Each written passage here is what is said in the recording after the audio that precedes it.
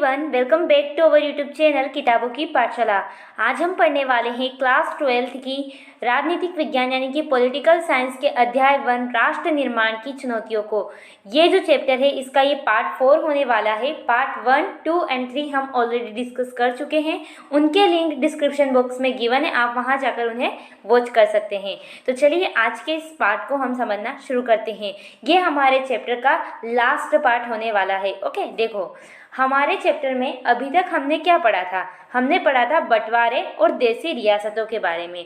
और अब देसी रियासतों और बंटवारों के विलय के साथ ही राष्ट्र निर्माण की प्रक्रिया का अंत नहीं होता। हमारा लक्ष्य क्या था, हमारे चैप्टर का नाम ही क्या है, राष्ट्र निर्माण की चुनौतियां। तो हमें क्या करना था, एक सुव्यवस्थित राष्ट्र का निर्माण करना था।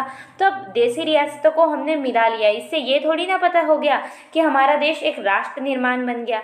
इसके साथ साथ हमारे सामने दूसरी मेन चुनौती क्या थी, भारतीय प्रांतों की आंतरिक सीमाओं को तय करने की। यानी कि जो भारत हमने बनाया था उसके अंदर जो छोटे छोटे प्रांत थे उनकी सीमाओं को तय करना कि किस हिस्से में कितना बड़ा प्रांत कौन कौन से रहेंगे। ये चुनौती हमारे सामने खड़ी थी।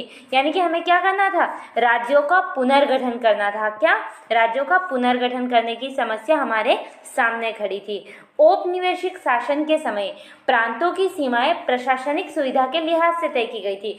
यानी कि औपनिवेशिक मतलब अंग्रेजों के समय, अंग्रेज जब शासन कर रहे थे तो उस टाइम पे जो प्रांत थे, जो रजवाड़े थे, जो भारतीय प्रांत थे, उनकी सीमाएं कैसे, प्रशासनिक लिहाज से। यानी कि अगर जिस इलाके को अंग्रेज ने जीत लिया और वहाँ पर वो जितने एरिया पर अपना शासन कर सकता था उस एरिया को उसने एक प्रांत बना दिया, उस तरीके से बनाया था। पर जो हमारी सरकार थी, ओके, उसने इस प्रांत, जिस तरीके से प्रांत बनाए थे उसको खारिज कर दिया, उसको मना बोल दिया कि नहीं, ऐसे हम प्रांत नहीं बनाएंगे। यानी कि हमारी राष्ट्रीय सरकार ने ऐसे सीमांकन को बनावटी मानकर खारिज कर दिया, कह दिया ये तो एक बनावटी है, क्योंकि उन्होंने अपने फायदे के लिए थे। और हम जब अंग्रेज हमको छोड़कर उनको हमने भगा दिया हमारे देश से, वो छोड़कर चले गए, तो हम उनकी जो बनाए हुए प्रांत थे की सीमाओं को क्यों फॉलो करें, हम अपने हिसाब से बनाएंगे। तो हमने क्या कर लिया, कह दिया कि हमारे राष्ट्रीय सरकार ने ऐसे सीमांकन को बनावटी मानकर खारिज कर दिया। उनके अनुसार यानी कि हमारी सरकार के अनुसार भाषा के आधार पर राज्यों का पुनर्गठन किया जाना चाहिए। यानी कि हमने सोच लिया था कि हम तो भाषा के आधार पर करेंगे। जब हमारा देश आज़ाद नहीं हुआ था ना, तभी हमने सोच लिया था कि हम भाषा के आधार पर करेंगे। और ये हमने कब सोचा था बताएं, सन 1920 में कांग्रेस के नागपुर अधिवेशन में सोचा था। यानी कि 1920 में कांग्रेस का नागपुर अधिवेशन हुआ था। नागपुर में एक अधिवेशन हुआ था जिसे कहते हैं नागपुर अधिवेशन। उसी टाइम पर हमने सोच लिया था कि राज्यों का पुनर्गठन होगा ना, तो वो तो भाषा के आधार पर ही होगा। हमने ये बात पहले से तय कर ली थी कि जब हमारा देश होगा और आज़ाद होगा और उसके बाद जो राज्यों का पुनर्गठन किया जाएगा वो हम भाषा के आधार पर, यानी कि अगर किसी इलाके में गुजराती भाषा बोली जा रही है तो उस पूरे इलाकों को गुजरात का नाम दे देंगे। और अगर किसी इलाके में पंजाबी भाषा बोली जा रही है तो इस इलाके को हम पंजाब का नाम दे देंगे। ऐसे करके हमने सोचा था कि हम राज्यों का पुनर्गठन करेंगे। पर जैसे ही हमारा देश आज़ाद होता है तो स्थितियां पूरी पलट सी जाती है। यानी कि आज़ादी और बंटवारे के बाद स्थितियां बदलने लगती है। अब कैसे बदलने लगती है, देखो हमारे नेताओं को चिंता हुई कि अगर भाषा के आधार पर प्रांत बनाए गए, यानी कि अगर हम भाषा के आधार पर छोटे छोटे राज्यों या प्रांतों का विभाजन करते हैं तो क्या होगा, देश के टूटने का खतरा पैदा हो सकता है। क्या हो सकता है, देश टूट सकता है। और हमने उसी टाइम पर ये चीज़ देख ली थी। हमने देख लिया था कि किस तरीके से भारत और पाकिस्तान दो देश बन गए, वो भी किस लिए, सिर्फ दो समुदाय के लिए, हिंदू मुस्लिम धर्म के नाम पर दो देश बन गए। तो ऐसी स्थिति हमने देखी हुई थी। इसलिए हमें ऐसा लग रहा था कि अगर हम भाषा के आधार पर करेंगे तो क्या हो जाएगा, हमारे देश के टूटने का खतरा पैदा हो जाएगा। तो उस टाइम पे ऐसी स्थिति को देखकर हमारी जो सरकार है यानी कि केंद्रीय नेतृत्व है उसने इस मसले को स्थगित करने का फैसला लिया। स्थगित करना मतलब थोड़े टाइम के लिए इस फैसले को अभी रोक देना। अभी हम इसलिए रोक रहे थे क्योंकि अभी आज़ादी ताज़ी ही हमें मिली हुई थी। उसी के टाइम पे जो हिंसा हुई थी उसकी भी यादें हमारे मन में ताज़ी थी, और जो विभाजन हमारा बंटवारा हुआ था वो भी काफ़ी दर्दनाक था। तो हमने सोचा अगर हम ऐसा कुछ कदम उठाते हैं यानी कि भाषा के आधार पर प्रांतों का विभाजन करते हैं तो हो सकता है देश टूट जाए। तो ऐसे खतरे को अभी हम पैदा नहीं करते हैं और इस फैसले को क्या कर देते हैं, स्थगित कर देते हैं। और हमारी सरकार ने इस फैसले को स्थगित करने का फैसला ले लिया। अब देखो सरकार ने तो फैसला ले लिया कि हम इस पर अभी कोई भी निर्णय नहीं करेंगे, अभी इसे थोड़े दिनों के लिए रहने देते हैं। पर जो केंद्रीय नेतृत्व के इस फैसले को स्थानीय नेता और लोगों ने चुनौती दे दी। यानी कि सरकार ने बोल दिया अभी हम ये काम नहीं करेंगे भाषा के आधार पर इस फैसले को किसने चुनौती दे दी? स्थानीय नेताओं ने और लोगों ने। अब कैसे चुनौती दे दी लोगों ने सरकार को? तो देखो, वो चुनौती दी आंध्र आंदोलन के माध्यम से। यानी कि एक आंदोलन ने जन्म ले लिया। अब वो आंदोलन का नाम था आंध्र आंदोलन। ओके, और आंध्र प्रदेश, ये आंदोलन क्यों चलाया जा रहा था? यह आंदोलन क्या था? तो आंध्र प्रदेश नाम से अलग राज्य बनाने के लिए चलाया गया आंदोलन क्या था? आंध्र आंदोलन था। यहाँ पर हमारी जो सरकार है वो कह रही है कि अभी हम इस पर कोई भी ध्यान नहीं देंगे, अभी इस फैसले को स्थगित कर देंगे। और वहीं राज्यों यानी कि प्रांतों को बनाने के लिए देश में आंदोलन शुरू हो गया, और वो भी कहाँ शुरू हुआ? आंध्र प्रदेश में। और एक कहा गया कि हमें आंध्र प्रदेश नाम से एक अलग राज्य चाहिए। ओके, अब इस आंदोलन ने क्या मांग रखी? इस आंदोलन ने मांग की कि मद्रास प्रांत, उस टाइम पे जो मद्रास प्रांत था, ओके, उसमें जहाँ पर भी तेलुगु भाषी इलाके हैं, जहाँ के लोग तेलुगु भाषा को बोलते हैं, उनको अलग करके एक नया राज्य बनाए जिसे हम क्या कहेंगे? आंध्र प्रदेश। क्या कहेंगे? आंध्र प्रदेश। तो ये मांग रख दी, और ये मांग रखी भी कैसी उन्होंने? भाषा के आधार पर, तेलुगु भाषा के आधार पर। अब ये मांग रख दी उन्होंने उसी स्थिति में, और तेलुगु भाषा क्षेत्र के लगभग सारी राजनीतिक शक्तियां मद्रास प्रांत की भाषाई पुनर्गठन के पक्ष में थी। अब सरकार ने तो कह दिया था कि हम इस फैसले को अभी स्थगित करते हैं। उसी टाइम पर आंध्र आंदोलन ने जन्म ले लिया, और ये आंदोलन चाहता ही यही था कि भाषा के आधार पर एक तेलुगु भाषी इलाकों को हम आंध्र प्रदेश का नाम दे देंगे। और यहाँ की जितनी भी राजनीतिक शक्तियाँ थी, यानी कि जो भी पॉलिटिकल पावर्स थी उस एरिया की, तेलुगु क्षेत्र की, वो सारी भी यही कह रही थी कि हाँ, हमें एक प्रांत चाहिए, हमें एक राज्य चाहिए, और वो भी भाषाई आधार पर पुनर्गठित किया हुआ, यानी कि भाषा के आधार पर बनाया हुआ। अब इस स्थिति में क्या हुआ? केंद्र सरकार यानी कि जो केंद्रीय नेतृत्व थी, जो सबसे हमारी सरकार थी, वो हाँ या ना की दुविधा में फंस गई। यानी कि वो कंफ्यूज हो गई कि यार प्रांत अभी बनाने चाहिए या नहीं बनाना चाहिए, या फिर हमें भाषा के आधार पर प्रांत बनाने चाहिए, या फिर इन्हें अभी स्थगित कर देना चाहिए। इस बात को लेकर केंद्र सरकार दुविधा में थी, यानी कि वो कंफ्यूजन में चली गई कि इसके लिए हम हाँ कहें या ना कहें। अब ऐसी स्थिति बनी। उसकी इस मनोदशा से, यानी सरकार की इस मनोदशा को देखकर आंदोलन ने और जोर पकड़ लिया। अब सरकार खुद भी फैसला नहीं कर पा रही थी, तो आंदोलन ने क्या किया? और जोर पकड़ लिया, यानी कि जोरों शोरों से आंदोलनकारी आगे बढ़ने लगे, यानी कि और आंदोलन से जुड़ी गतिविधियां होने लगी। अब कांग्रेस के नेता और दिग्गज गांधीवादी श्री रामुल अनिश्चितकालीन भूख हड़ताल पर बैठ गए। यानी कि जो ये तेलुगु भाषी इलाका था ना, वहाँ पर एक बहुत ही फेमस नेता थे, उनका नाम क्या था? श्री रामुल। ओके, श्री रामुल। तो वो क्या करने गए? भूख हड़ताल पे बैठ गए कि अगर आप भाषाई आधार पर राज्य नहीं बनाते हैं, आंध्र प्रदेश नामक एक प्रांत बनाने की अनुमति नहीं देते हैं, तो हम क्या करेंगे? भूख हड़ताल करेंगे। और वो क्या करने लगे? भूख हड़ताल पे बैठ गए। अब 56 दिनों तक वो भूख हड़ताल पर बैठे। 56 दिनों की भूख हड़ताल के बाद उनकी क्या हो गई? मृत्यु हो गई। अब सोचो, एक नेता जो इतने बड़े आंदोलन का नेतृत्व कर रहा है, और 56 दिनों में भूख हड़ताल से अगर उसकी मृत्यु हो जाएगी तो क्या होगी? इससे बड़ी अव्यवस्था फैलने लगी, यानी कि हिंसा होने लगी, हर जगह अव्यवस्थाएं हो गई, सारी चीज़ें बंद करने लग गए किसान, और ऐसी कुछ स्थितियाँ बनने लग गई। यहाँ तक कि जो मद्रास के अनेक बड़े बड़े विधायक थे ना, उन्होंने भी इसका विरोध जताया और इस्तीफा देने लग गए, और सरकार के खिलाफ क्या करने लग गए? विरोध कर दिया, और कहा हम इस्तीफा दे रहे हैं अगर आप भाषा के आधार पर आंध्र प्रदेश नामक एक प्रांत बनाने की अनुमति नहीं देते हैं। और साथ में एक इतने बड़े नेता की मृत्यु भी हो गई थी, वो भी इसी आंदोलन के कारण। तो पूरी तरीके से वहाँ पे अव्यवस्था फैलने लगी। अब इस चीज़ को देखकर जो केंद्र सरकार है, यानी कि प्रधानमंत्री केंद्र सरकार में, कहाँ आज हमारे केंद्र सरकार में प्रधानमंत्री है ना, तो कौन है? नरेंद्र मोदी। तो उसी टाइम पर वहाँ पे भी केंद्र यानी कि प्रधानमंत्री को फैसला लेना था। तो फिर ऐसी सब स्थितियाँ देखी कि हिंसा हो रही है, विधायक इस्तीफे दे रहे हैं, विरोध किए जा रहे हैं, लोगों की मृत्यु भी हो गई है भूख हड़ताल के कारण। तो फिर आखिरकार 1952 के दिसंबर में प्रधानमंत्री ने आंध्र प्रदेश नाम से अलग राज्य बनाने की घोषणा कर दी।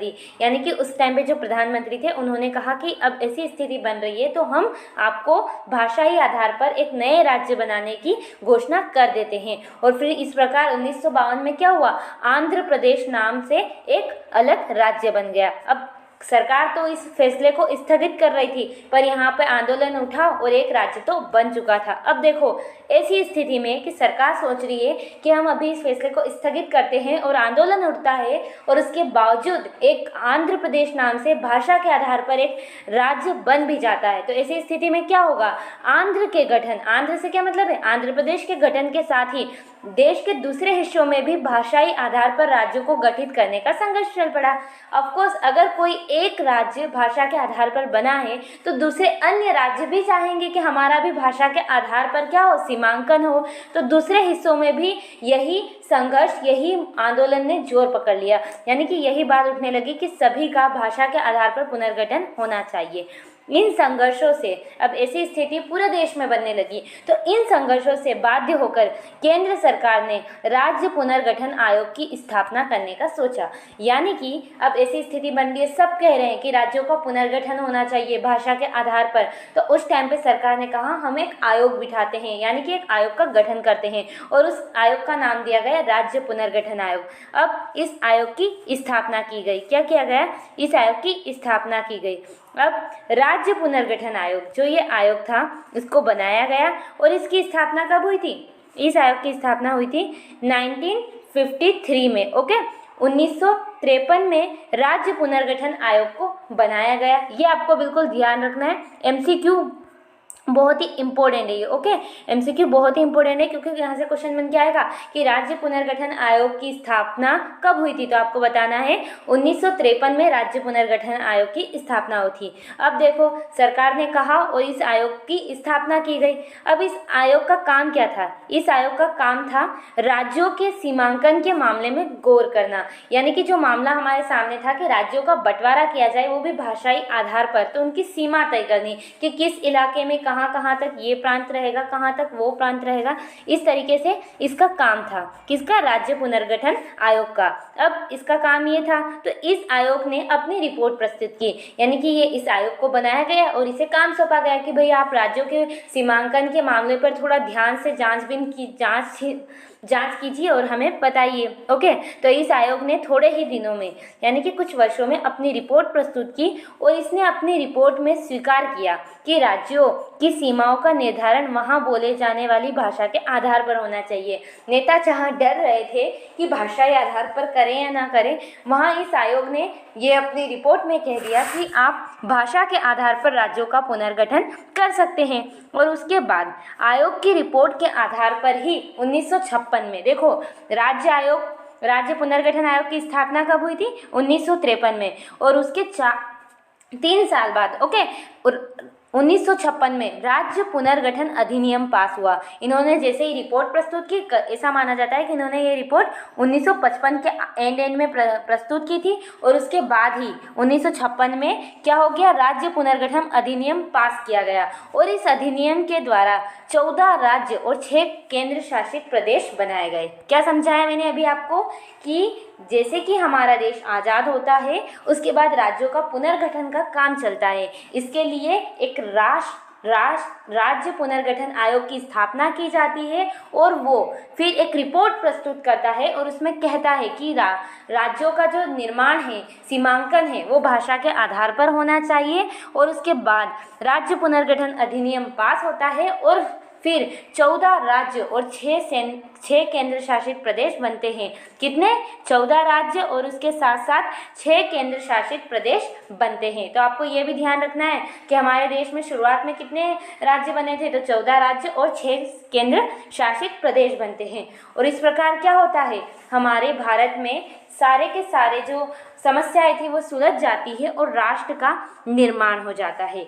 ओके, और देखो ऐसा नहीं है कि राज्य पुनर्गठन आयोग बना, उसके बाद कुछ जैसे कि 14 राज्य बने, पर अभी वर्तमान में तो बहुत सारे राज्य हैं। ओके, आप सभी को पता है वर्तमान में कितने राज्य हैं। तो धीरे धीरे और टाइम के साथ साथ नए नए राज्य बनते गए, जैसे कि द्विभाषी राज्य मुंबई, के रूप में था, यानी कि जो मुंबई था वो द्विभाषी राज्य था जहाँ पर गुजराती और मराठी भाषा बोलने वाले लोग थे।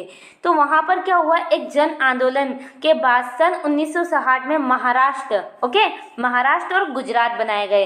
कब बने महाराष्ट्र और गुजरात, ये आपको ध्यान रखना है, क्वेश्चन आ सकता है। तो आपको बताना है 1960 में महाराष्ट्र और गुजरात बने, क्योंकि वहाँ पर मुंबई था जिसे हम मुंबई भी कहते हैं, जहाँ पर गुजराती और मराठी दोनों भाषा वाले बोलने वाले लोग रहते थे। फिर उसके बाद क्या हुआ, 1963 में नागालैंड राज्य बना, ये भी आपको ध्यान रखना है। नागालैंड कब बना, तो 1963 में बना। उसके बाद फिर क्या हुआ, पंजाब था। अब पंजाब जो इलाका था ना, वहाँ पर भी हिंदी भाषा बोलने वाले और साथ में पंजाबी भाषा बोलने वाले दो समुदाय थे। पंजाबी भाषा के जो लोग थे वो चाहते थे कि उनके लिए एक अलग राज्य बने और उन्होंने अलग राज्य की मांग कर दी। तो फिर 1966 में क्या हुआ, पंजाब बनाया गया। और जो 72 पंजाब था, जो पंजाब आज का वर्तमान पंजाब को छोड़कर जो बाकी के इलाके थे, वहाँ पर हरियाणा और हिमाचल प्रदेश बनाया गया। तो ये आपको यहाँ पे ध्यान देना है कि पंजाब, हरियाणा और हिमाचल प्रदेश कब बने, तो बता देना है 1966 में। अब उसके बाद ये बन गए। उसके बाद फिर 1972 का टाइम आया, उस टाइम पे मेघालय बना और उसके साथ ही त्रिपुरा भी उसी समय पर बन गया। अब देखो ये राज्य बने, उसके साथ साथ एक और राज्य 1987 में मिजोरम और अरुणाचल, दो जो राज्य थे, दो जो प्रांत थे वो अस्तित्व में आए। यानी कि राज्यों के पुनर्गठन की प्रक्रिया वहीं समाप्त नहीं होती है कि भैया 14 राज्य बन चुके हैं और 6 केंद्र शासित, अब इनके और राज्य नहीं बनेंगे। ये प्रक्रिया चलती आ रही है और अभी भी हो सकता है भविष्य में भी और कहीं राज्य हमें देखने को मिल सकते हैं। तो ये बने। अब देखो ऐसा नहीं था कि जितने भी राज्य बने वो सारे भाषा के आधार पर भी ही बने हों, कुछ राज्य ऐसे भी थे जो भाषा के आधार पर नहीं बने थे। यानी कि राज्यों के पुनर्गठन में सिर्फ भाषा का आधार बनाया गया हो ऐसी बात नहीं थी। इसके अलावा भी ऐसे कई राज्य थे जो बने हैं भाषा के बिना आधार पर। जैसे कि बाद के वर्षों में अनेक क्षेत्रों में अलग क्षत्रिय की जगह यहाँ पर क्षेत्रीय आएगा। ये प्रिंट मिस्टेक हो चुकी है, प्रिंट एरर है। तो क्षेत्रीय संस्कृति विकास के मामले में क्षेत्रीय असंतुलन के सवाल उठाकर अलग राज्य, बहुत बार क्या हुआ कि जैसे मध्य प्रदेश का ही आप उदाहरण ले लीजिए, ये जो आपको यहाँ पे मध्य प्रदेश दिखाई दे रहा है ना, इससे अलग होकर फिर एक अलग राज्य बना जिसे हम छत्तीसगढ़ कहते हैं। क्या कहते हैं, तो ये क्यों बनाया गया, ये इसीलिए बनाया गया क्योंकि विकास इतने बड़े राज्य का एक साथ होना संभव नहीं होता है। ऐसा कहा जाता है कि जितना छोटा राज्य होता है ना, उसका विकास इतना जल्दी हो पाता है क्योंकि वहाँ पे प्रशासन का ध्यान रखना, उसे कंट्रोल करना थोड़ा आसान हो जाता है। तो इस कारण क्षेत्रीय असंतुलनता और विकास के आधार पर भी नए नए राज्य बने और 2000 में छत्तीसगढ़, उत्तराखंड और झारखंड नए राज्य अस्तित्व में आए और इस प्रकार से बहुत सारे राज्यों का निर्माण हुआ। आज हमारे भारत में लगभग 29 राज्य का निर्माण हो चुका है। तो ये इस तरीके से पूरा आज का हमारा भारत हमें देखने को मिलता है। ये जो मानचित्र है ये 1961 का है, यानी कि उसके पहले जो राज्य बने थे उनका है। तो बस आपको यहाँ पे मैंने ये बताया ना, ये इतना ही ध्यान रखना है कि कौन कौन से राज्य किस किस सन में बने, यहाँ से यही MCQ क्वेश्चन देखने को मिलेंगे। तो बस ये आपका पूरा का पूरा चैप्टर कवर हो जाता है। बस मैं आपको एक बार रिविजन करवा देती हूँ कि हमने अभी इसके आज के पार्ट में क्या क्या पढ़ा। तो सबसे पहले हमने समझा कि राज्यों का पुनर्गठन क्यों किया गया, क्योंकि देखो भाषा के आधार पर करने का सबसे पहले तो हमने सोचा था कि भाषा के आधार पर करेंगे, पर हमारे देश का जब 2 टुकड़े हो जाते हैं, भारत और एक पाकिस्तान और एक भारत बन जाता है, तो हमें शक होने लगता है कि अगर हम कहीं राज्यों का पुनर्गठन करते हैं तो हमारा देश टूट तो नहीं जाएगा भाषा के आधार पर क्या होता है उसी टाइम पर एक आंदोलन जन्म ले लेता है जिसका नाम होता है आंध्र आंदोलन। और उस आंदोलन में ऐसी घटनाएं होती है जिसके कारण क्या होता है, सरकार को झुकना पड़ता है उन घटनाओं के सामने और फिर आंध्र प्रदेश बनाना पड़ता है। और जैसे ही आंध्र प्रदेश बना, ये यहाँ है आंध्र प्रदेश। तो जैसे ही आंध्र प्रदेश बना, भारत के विभिन्न हिस्सों में भी ये मांग उठने लग जाती है कि भाषा के आधार पर जो ये राज्य है उन्हें पुनर्गठित किया जाए। और इसीलिए फिर क्या किया जाता है, 1953 में राज्य पुनर्गठन आयोग की स्थापना की जाती है और वो अपनी रिपोर्ट प्रस्तुत करता है और रिपोर्ट के माध्यम से फिर 14 राज्य बनाए जाते हैं और 6 केंद्र शासित बनाए जाते हैं। और उसके बाद समय के साथ साथ धीरे धीरे राज्यों और हम जो केंद्र शासित प्रदेश है उनकी संख्या क्या होती है, बढ़ती जाती है। तो इस प्रकार क्या होता है, एक राष्ट्र का निर्माण हो जाता है। और यही हमारे चैप्टर का नाम था, राष्ट्र निर्माण की चुनौतियां, जिनको हमने पार्ट 1 में पढ़ा था ना, हमें बहुत सारी चुनौतियों का सामना करना पड़ा था। ओके, तो उसमें से हमने आज पहली चुनौतियों का हल निकाल लिया, यानी कि हमने भारत को एकता के सूत्र में बांध दिया, एक अखंड भारत की रचना कर दी। सो आई होप आज का ये पूरा लेक्चर आपको समझ आया होगा। अगर ये लेक्चर आपको समझ आया हो तो प्लीज़ वीडियो को लाइक कर देना, शेयर कर देना एंड हमारे चैनल को सब्सक्राइब कर देना। और हाँ, आप हमारे टेलीग्राम ग्रुप पर भी जुड़ सकते हैं, वहाँ आपको नोटिफिकेशन मिलते रहेंगे एंड हो सकता है इन फ्यूचर आपको वहाँ पर नोट्स भी अवेलेबल करवाए जाए।